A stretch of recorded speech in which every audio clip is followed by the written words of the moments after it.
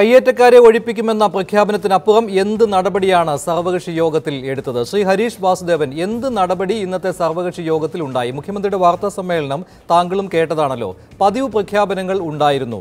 ഇപ്പോൾ കയ്യേറ്റവും കുടിയേറ്റവും വേറിട്ട് തന്നെ കാണണം, വൻകിട കയ്യേറ്റങ്ങൾ ഒഴിപ്പിക്കും തുടങ്ങിയ പതിവ് വാചകങ്ങൾ, പട്ടയ വിതരണം സമയബന്ധിതമായി പൂർത്തിയാക്കണം തുടങ്ങിയ കാര്യങ്ങൾ.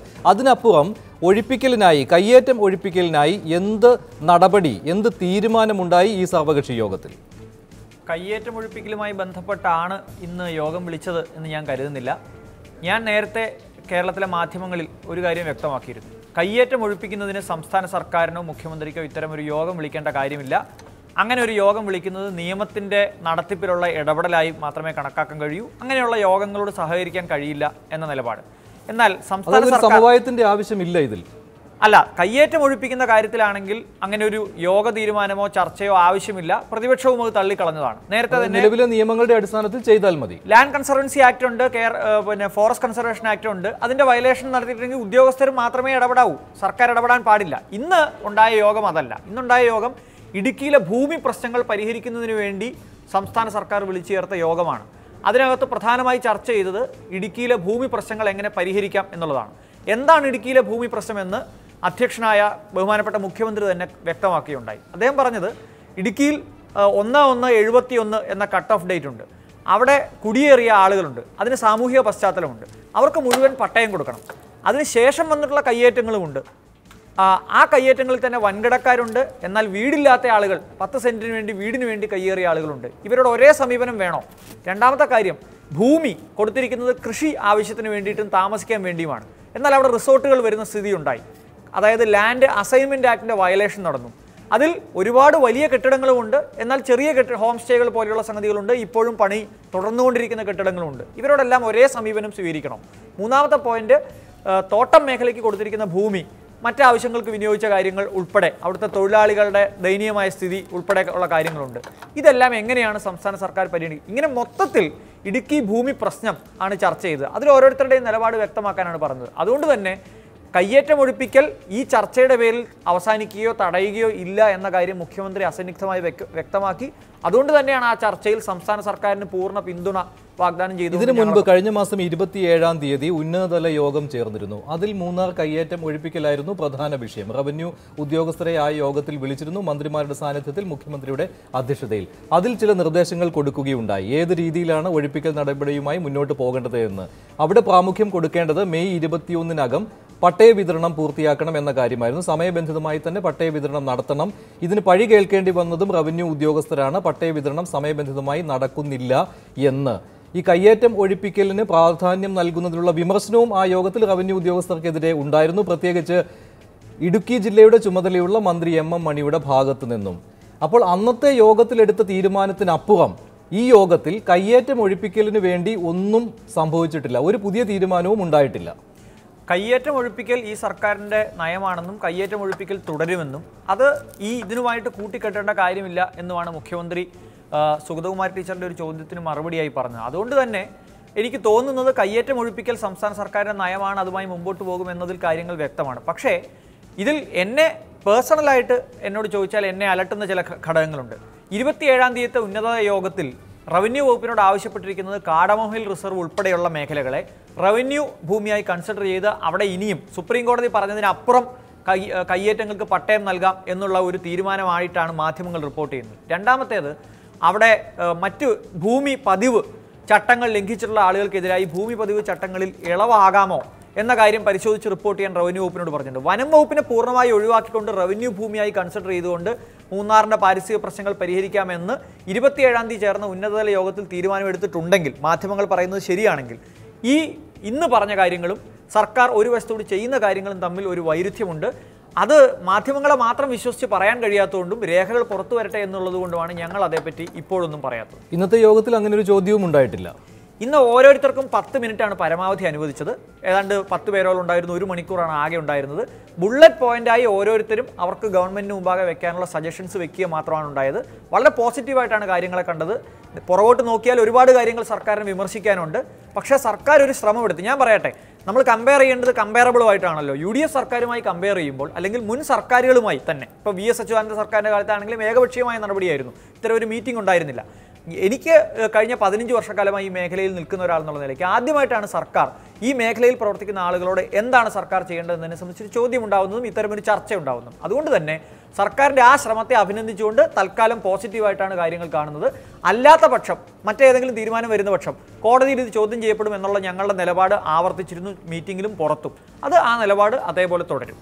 ശ്രീ സത്യൻ മൊകേരി, കയ്യേറ്റം ഒഴിപ്പിക്കലിനെ കുറിച്ചുള്ള തീരുമാനങ്ങളൊന്നും ഈ സർവകക്ഷി യോഗത്തിൽ ഉണ്ടായിട്ടില്ല എന്നാണോ?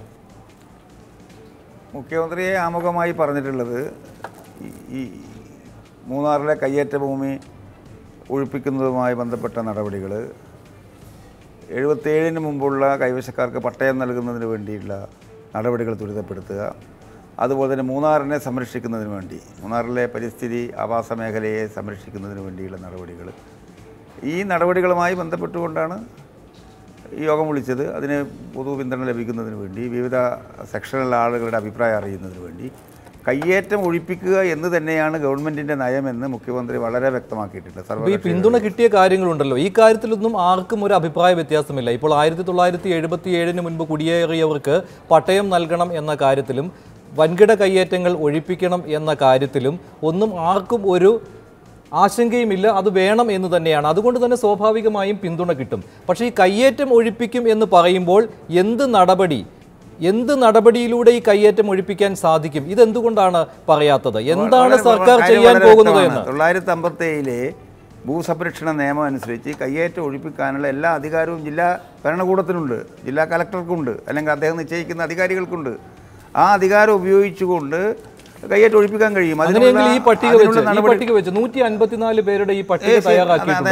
ഈ പട്ടിക വെച്ചുകൊണ്ട് തന്നെ 1 മുതൽ 154 വരെ പേരുകൾ ഇവരുടെ കയ്യേറ്റം ഒഴിപ്പിക്കുമെന്ന് തന്നെയാണോ? തീർച്ചയായിട്ടും ആണല്ലോ. അതിന് അങ്ങനെ കയ്യേറ്റം ഒഴിപ്പിക്കുന്നതിന് വേണ്ടി 57-ലെ നിയമം അനുസരിച്ച് കയ്യേറ്റം ഒഴിപ്പിക്കുന്നതിന് വേണ്ടിയുള്ള നടപടികളുമായി മുന്നോട്ട് പോയപ്പോഴാണ് കുരിശ് ഉയർത്തിക്കൊണ്ട് അതിനെ തടസ്സപ്പെടുത്താനുള്ള ശ്രമം നടന്നത്. കുറേ വിവാദങ്ങളുണ്ടായി. പക്ഷേ ആ വിവാദത്തിനിടയിൽ നമ്മൾ കാണേണ്ട കാര്യം, കുരിശിനെ ബഹുമാനിക്കുന്ന പിതാക്കൾ പോലും കുരിശ് കയ്യേറ്റത്തിന് ഉപകരണമായി ഉപയോഗിക്കാൻ പാടില്ല എന്നൊരു ഉറച്ച നിലപാട് സ്വീകരിച്ചു. എല്ലാവരും ഗവൺമെൻറ് കയ്യേറ്റത്തിനെതിരായ ഒഴിപ്പിക്കൽ നടപടിയെ പിന്തുണയ്ക്കുകയാണ് ചെയ്തിട്ടുള്ളത്. ഇന്നത്തെ യോഗത്തോടു കൂടി പൂർണ്ണമായ പിന്തുണയാണ് ഗവൺമെൻറ്റിനുള്ളത്. റവന്യൂ വകുപ്പ് ഇതിനകം തയ്യാറാക്കിയിട്ടുള്ള കയ്യേറ്റക്കാരുടെ ലിസ്റ്റ് ഉണ്ട്, വൻകിട കയ്യേറ്റക്കാരുടെ ലിസ്റ്റ്. ആ ഐഡൻറ്റിഫൈ ചെയ്തിട്ടുണ്ട്. ആ ഐഡൻറ്റിഫൈ ചെയ്ത കയ്യേറ്റക്കാരെ അവർ നിന്ന് റിമൂവ് ചെയ്യണം, അവർ ഒഴിപ്പിക്കണം. ആ ഒഴിപ്പിക്കണം എന്നുള്ളതാണ് ഇന്നത്തെ യോഗത്തിൻ്റെ പരിസ്ഥിതി പ്രവർത്തകന്മാരുടെ യോഗം, പുരോഹിതൻ മത സംഘടനകളുടെ യോഗം, അതുപോലെ തന്നെ പത്രപ്രവർത്തകന്മാരുടെ യോഗം, അവസാന സർവകക്ഷി യോഗത്തിലെല്ലാം പൂർണ്ണമായി. പക്ഷേ ഈ പട്ടിക ഇപ്പോൾ പരിസ്ഥിതി പ്രവർത്തകരുടെ യോഗത്തിൽ ഈ പട്ടിക ചർച്ച ചെയ്തിട്ടില്ല. അതിന്റെ ആവശ്യവുമില്ല. കാരണം നിയമപരമായിട്ട് ചെയ്യാവുന്ന കാര്യമേ ഉള്ളൂ. സർവകക്ഷി യോഗത്തിൽ പക്ഷേ ഇക്കാര്യം ഉന്നയിക്കാമായിരുന്നു. പക്ഷേ ഈ പട്ടിക അനുസരിച്ചുള്ള ചർച്ചകൾ അവിടെ ഉണ്ടായിട്ടുണ്ടോ? ഓരോ വിഷയം എടുത്ത് ചർച്ച ചെയ്തിട്ടില്ല. കയ്യേറ്റം, വൻകിട കയ്യേറ്റം, ചെറുകിട കയ്യേറ്റം. ആ വൻകിട കയ്യേറ്റക്കാരുടെ ലിസ്റ്റ് റവന്യൂ വകുപ്പിൻ്റെ അടുത്തുണ്ട്, അവർ ഗവൺമെൻറ് കയ്യിലുണ്ട്. അതിനടിസ്ഥാനത്തിൽ നടപടി ത്വരിതപ്പെടുത്തണം. പൂർണ്ണമായ പിന്തുണയുണ്ട് ജനങ്ങളുടേത്. ഇതിനകം തുടങ്ങിയ നടപടികളുണ്ട്. നേരത്തെ മൂന്നാറിൽ തുടങ്ങിയ റവന്യൂ വകുപ്പും ജില്ലാ ഭരണകൂടവും ആരംഭിച്ചിട്ടുള്ള ഒഴിപ്പിക്കൽ നടപടികളുമായി മുന്നോട്ട് പോകണമെന്നുള്ള ഒരു മാൻഡേറ്റാണ് ഈ യോഗങ്ങളെല്ലാം നൽകിയത്. അതിനുള്ള പൂർണ്ണ പിന്തുണയാണ് പുരോഹിതന്മാർ, മതമേലധ്യക്ഷന്മാർ ഉൾപ്പെടെ പരിസ്ഥിതി സംഘടനകൾ, പത്രപ്രവർത്തകർ, മീഡിയ, പ്രതിപക്ഷം ഇതെല്ലാം നൽകിയത്. ശ്രീ വി രാജേഷ്, എന്തുകൊണ്ടാണ് പൂർണ്ണ പിന്തുണ തന്നെ മൂന്നാറിലെ ഭൂമി പ്രശ്നത്തിൽ സർക്കാരിന് നൽകുവാൻ BJPയും തയ്യാറായത്? മഞ്ജുഷ, ഇന്നൊരു യോഗം വിളിച്ചിട്ട് മുഖ്യമന്ത്രി ഇക്കാര്യങ്ങൾ അവതരിപ്പിക്കുമ്പോഴേക്കും അതിനെ മുഖവിലേക്ക് എടുത്തുകൊണ്ട് തന്നെ ഞങ്ങൾ പൂർണ്ണ പിന്തുണ നൽകാൻ വേണ്ടി തയ്യാറായി. എൻ്റെ സംശയം, ഏതു സമയത്തായിരുന്നു പൂർണ്ണ പിന്തുണ ഇല്ലാതിരുന്നത്?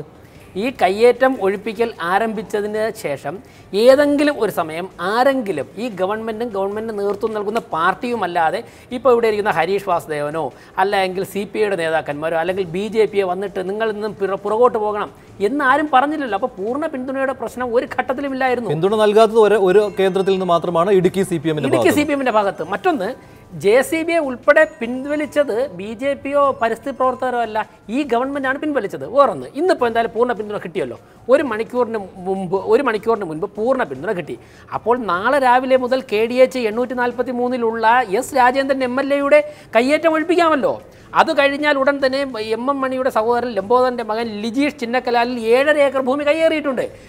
പോലീസ് ഹെഡ്ക്വാർട്ടേഴ്സിൻ്റെ ചുമതലയുള്ള ADGP ടോമിൻ J തച്ചങ്കരിയുടെ സഹോദരൻ ടിസിൻ J തച്ചങ്കരി 7 ഏക്കറും 7 സെൻറ്റും കയ്യേറിയിട്ടുണ്ട്. ഇതൊക്കെ തന്നെ നാളെ രാവിലെ മുതൽ ഒഴിപ്പിച്ചുകൊണ്ട് ഇന്നത്തെ സർവകക്ഷി യോഗത്തിൻ്റെ സ്പിരിറ്റ് അവിടെ മുഖ്യമന്ത്രി പ്രകടിപ്പിക്കാമല്ലോ.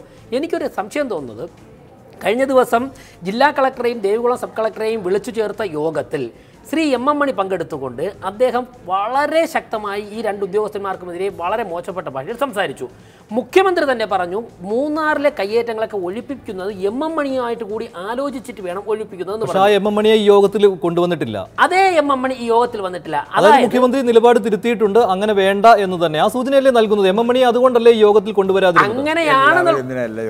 അല്ല, എല്ലാവരും അല്ലല്ല, അന്ന് ഇതേ മുഖ്യമന്ത്രി പറഞ്ഞു MM മണിയെ അറിയിച്ചിട്ട് മാത്രമേ നിങ്ങൾ അവിടുത്തെ കയ്യേറ്റങ്ങൾ ഒഴിപ്പിക്കാവുള്ളൂ എന്ന് പറഞ്ഞു. അതായത് ആ MM മണിയെ കൂടി ഇന്നത്തെ യോഗത്തിന്റെ സ്പിരിറ്റ് കൺവിൻസ് ചെയ്യണ്ടേ? അല്ലെങ്കിൽ മുഖ്യമന്ത്രി അതിന്റെ റിസ്ക് ഏറ്റെടുക്കണം. അതിനർത്ഥം മുഖ്യമന്ത്രി ഉൾപ്പെടെ കൊണ്ടുവരാത്തതിലാണോ നിങ്ങളുടെ പ്രതിഷേധം? അല്ലല്ല, MM മണിയെ കൊണ്ടുവരാത്തല്ല പ്രതിഷേധം. ഈ MM മണി നാളെ വാളും തോക്കുമായിട്ട് നിൽക്കരുത്. ജില്ലാ കളക്ടർ ചെല്ലുമ്പോഴേക്കും നിന്നെ ഊളംപാറ അയക്കും, കയ്യും കാലും വെട്ടിയെടുക്കുമെന്ന് ഈ MM മണി പറയരുത്. കാരണം MM മണിയെ അപ്പോയിന്റ് ചെയ്ത മുഖ്യമന്ത്രി ഇന്ന് കേരളത്തിലെ പൊതുസമൂഹത്തിന് വാക്ക് തന്നിരിക്കുന്നു. അവിടുത്തെ കയ്യേറ്റങ്ങൾ ഒഴിപ്പിക്കാൻ വേണ്ടി കേരളത്തിന്റെ പിന്തുണയുണ്ട്, ഞങ്ങൾ ചെയ്യുകയാണ് എന്ന് പറയുമ്പോൾ നാളെ രാവിലെ MM മണി അവിടെ ഉദ്യോഗസ്ഥർ ചെല്ലുമ്പോഴേക്കും അവരെ കൊലപ്പെടുത്താൻ വേണ്ടി കൊലവിളിയുമായിട്ട് MM മണി നിൽക്കരുത്. അങ്ങനെ നിന്ന് കഴിഞ്ഞാൽ പിണറായി വിജയൻ നടത്തിയ നീക്കത്തെ ഗൂഢനീക്കമാണ്. സർവകക്ഷി യോഗത്തിൽ പ്രതിപക്ഷത്തിന്റെ ഭാഗത്തു നിന്നും ഒരു നേതാവും അത്ര വലിയ ഉച്ചത്തിൽ ഈ പട്ടിക പ്രകാരം കയ്യേറ്റം ഒഴിപ്പിക്കലുമായി മുന്നോട്ട് പോകണം എന്ന കാര്യം ഉന്നയിച്ചിട്ടില്ല. വെളിയിൽ വന്ന് വാർത്താ സമ്മേളനം നടത്തിയപ്പോഴും പ്രതിപക്ഷത്തെ, ഇപ്പോൾ BJPയുടെ ആകട്ടെ കോൺഗ്രസിൻ്റെതാകട്ടെ, നേതാക്കൾ ആരും ഇതിന് മാത്രം ബലം നൽകി കണ്ടില്ല. അതെന്തുകൊണ്ടാണ്? നിങ്ങൾക്കും പൊള്ളുന്ന രീതിയിലുള്ള കാര്യങ്ങൾ ഇതിലുണ്ടാവും എന്നതുകൊണ്ടാണോ? ഒരു കാര്യം പട്ടികയെടുത്ത് വായിച്ചോളൂ. എനിക്ക് വ്യക്തിപരമായിട്ട് അറിയില്ല ഈ ഓരോ ആളുകളെയും, 154 ആളുകളെ. എന്തായാലും BJPക്ക് എവിടെയെങ്കിലും പൊള്ളുമെന്ന് 2-3 പത്രങ്ങളല്ലേ ഉള്ളൂ. ഒരു മാധ്യമ പ്രവർത്തനം എഴുതിയിട്ടില്ല, ഒരു പത്രവും പറ്റില്ല, ഒരു പോലീസും പറഞ്ഞ, ഒരു ഇന്റലിജൻസും പറഞ്ഞിട്ടില്ല.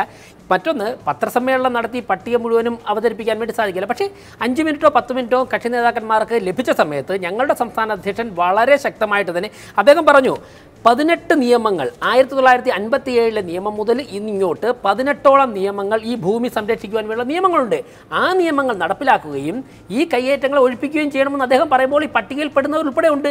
എനിക്ക് പറയാനുള്ളത്, ഞാൻ തുടക്കത്തിൽ പറഞ്ഞതുപോലെ ഈ ചർച്ചയുടെ ഇന്നത്തെ സർവകക്ഷി യോഗത്തിൻ്റെ മതമേലധ്യക്ഷന്മാരുടെ മാരത്തോൺ ചർച്ച, നേരത്തെ പറഞ്ഞതുപോലെ ഒരുപക്ഷെ കേരളത്തിൻ്റെ ചരിത്രത്തിൽ ആദ്യമായിട്ടായിരിക്കും ഇങ്ങനെ ഒരു ചർച്ച നടക്കുന്നത്.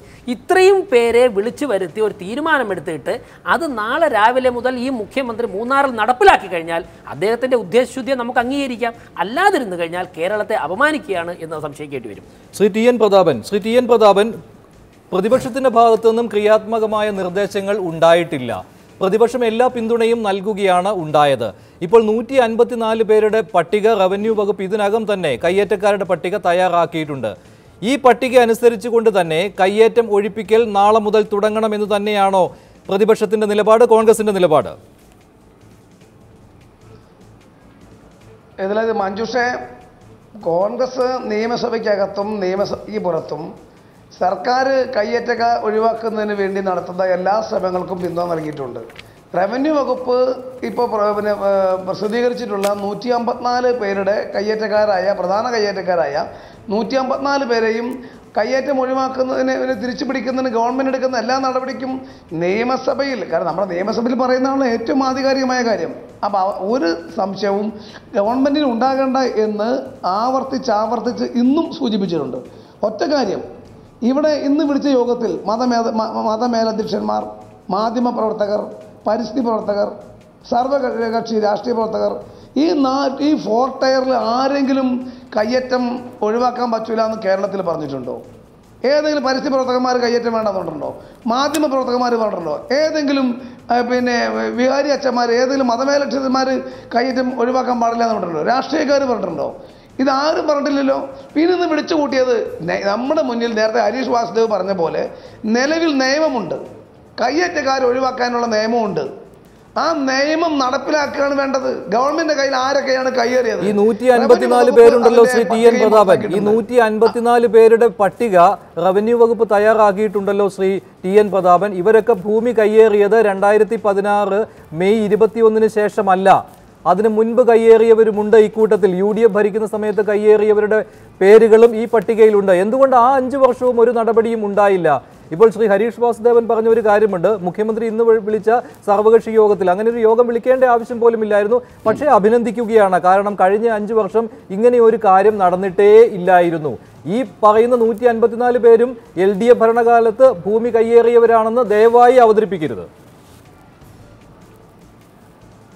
മഞ്ജുഷ, ഈ 154 പേരും LDFന്റെ കാലത്ത് ഭൂമി കയ്യേറിയവരാണെന്ന് ഞാൻ പറഞ്ഞിട്ടില്ല, പറയാൻ ഉദ്ദേശിക്കുന്നുമില്ല, അങ്ങനെ പറയാനുള്ള മണ്ടത്തരമില്ല.